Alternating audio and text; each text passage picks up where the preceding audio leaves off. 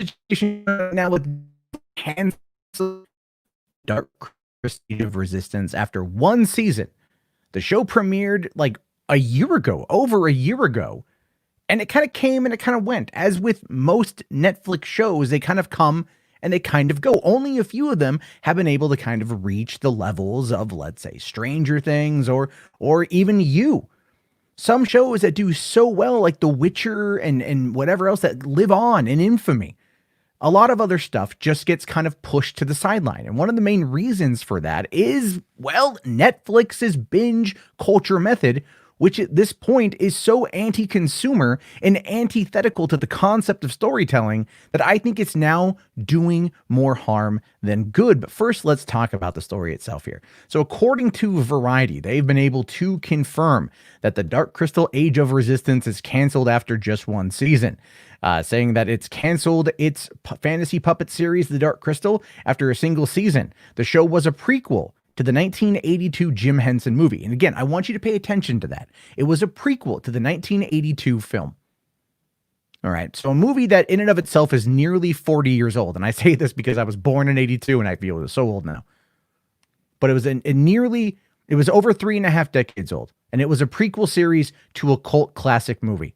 And it's one that Netflix did very little to promote in regards of trying to get it out to the younger audience. They were hoping that those up-and-coming boomers, or boomers themselves, or young people like me, well, young at the time, would have flocked to this and talked about it and raised its levels up there in order for people to dive on in and go, I have to see this. I have to see more of this.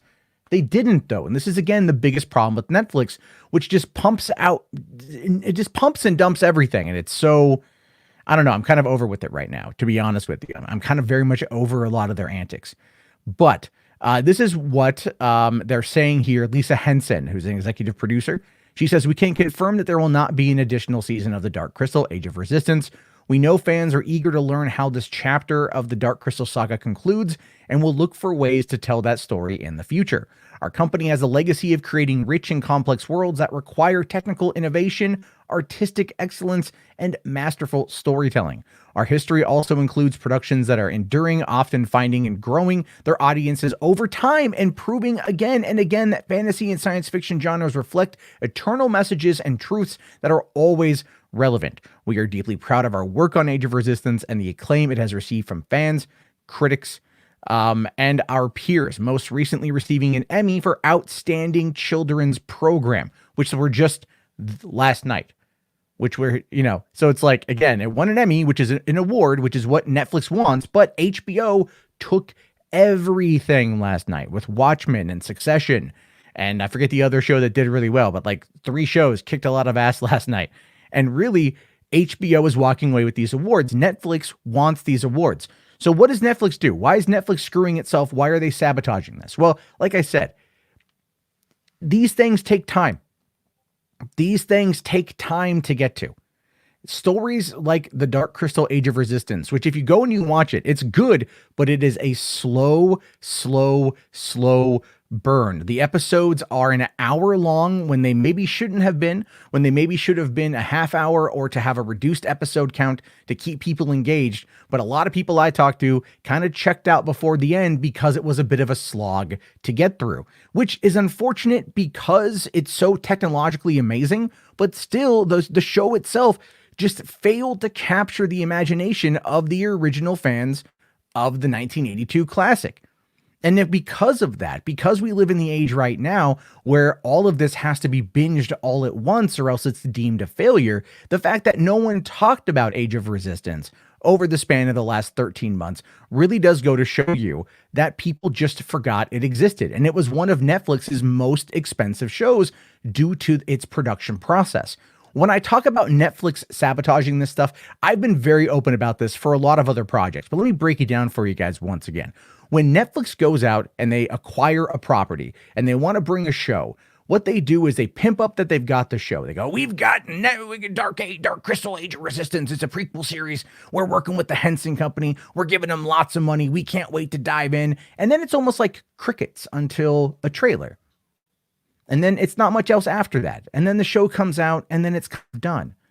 As I've said multiple times, their PR team needs to 100% start to work with people on the internet who are fans of this kind of genre to get them hyped up, give them early access to trailers, allow them to do interviews, give them early screeners, allow them something to dive into it early in order to help build that hype. And it's not just give them the stuff to review that's early. I think that absolutely helps, but it really is about building up a PR movement, a PR plan to the release of the property. And the fact that they don't do that is one of the reasons why they sabotage more of their shows than not. A show like You, which is about an obsessive stalker, right? Or 13 Reasons Why, which only needed one season because it was a book and they gave it 3 seasons.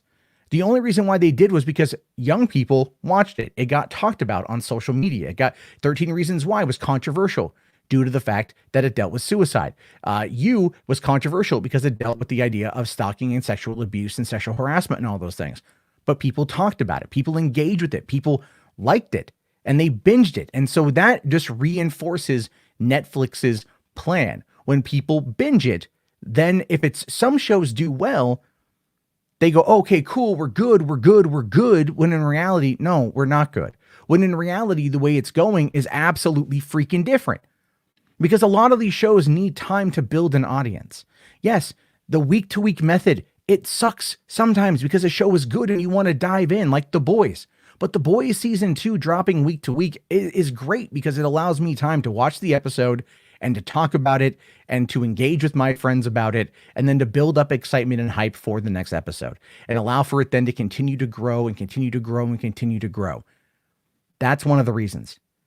I'll give you guys another case in point here. Back in 2011, so about 9 years ago, actually, this month, Netflix dropped the first 3 seasons of Breaking Bad.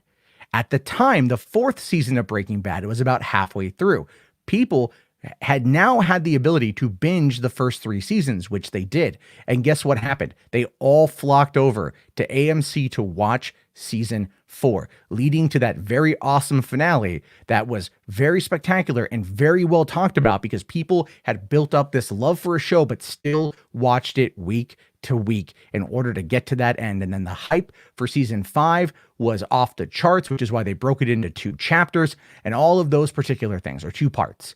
You have to build the hype to get there. The problem, though, is Netflix starts building the hype and then they let it go. They just suffer from like erectile dysfunction in regards to that. It's like you start going pretty strong and then it's like, it just kind of peters out. And as a result of this, shows that are as technically excellent as The Dark Crystal, Age of Resistance, end up getting sidelined because they're never given the opportunity through working with influencers or working with other people or doing anything to draw attention to this outside of Netflix. Netflix, for some reason, just continues to think completely ass backwards because 10 years ago, their thinking worked and they're trying to ride that wave until the end of time. And right now, yes, they've got money coming in. They've got all this cash coming in. They've got all these things coming in. They're doing well. They're making all this money. But at the end of it, audiences are starting to get burnt out, especially with COVID. They're breezing through shows. They're blazing through content. They're consuming at incredible rates. And eventually Netflix is going to run out of things to show them before the audience catches up. That's what I'm talking about. There's nothing wrong with patience and waiting. Netflix would do better by releasing things on a week-to-week schedule than they are by just pumping and dumping. Because people out there want to build a relationship with their shows. Those who want to binge the whole thing can easily do so at the end of the season. But there's other people out there that need time to get to know something, that need time to spend with something. And I guarantee you the overall completion rate for some of these shows is probably very little, which is one of the reasons why Netflix will now look at all these shows you watch that you don't finish, and they'll send you emails going, hey, did you finish that yet? You might want to finish that because they know that people tune out when there's so much other content to watch. And they know that people will forget because they'll move on. And so they have to send these little pokes, these little reminders, in order to get you to go back to something, to remind you of something, because of their failing plans at longevity on this platform. And it's weird to say, but I am wrong. I don't think I'm coming at this from a place of dishonesty. I think I'm coming at this from a very much a perspective of Netflix is screwing up. And canceling the Dark Crystal show is another prime example of everything they've done that has just been completely antithetical to the concept of building an audience and building a narrative and allowing things to grow and grow and grow to the point of where you then get to a satisfying conclusion. And when you start canceling shows that end on cliffhangers without giving them a proper conclusion, what happens at that point is it goes right back to network television, where people have those cortisol problems. Yeah, you might give them a full season, but if it still ends on a cliffhanger and that cliffhanger is not resolved, it's the same end result as network television. Netflix is 100% becoming everything it hated, everything it stood against, and it's unfortunate to see. And I'm going to call it out because I think it needs to be called out. But as always, I want to hear your thoughts. I want to hear your opinions on this. Let me know down in the comments below. This should be a lot of fun. I will talk to you guys about this all later. Have yourself a great day. Please subscribe. Please like, leave a comment. And if you want to support the channel, patreon.com/Matt Jarbo. I'll talk to you guys later. Have yourself a good one. And peace out.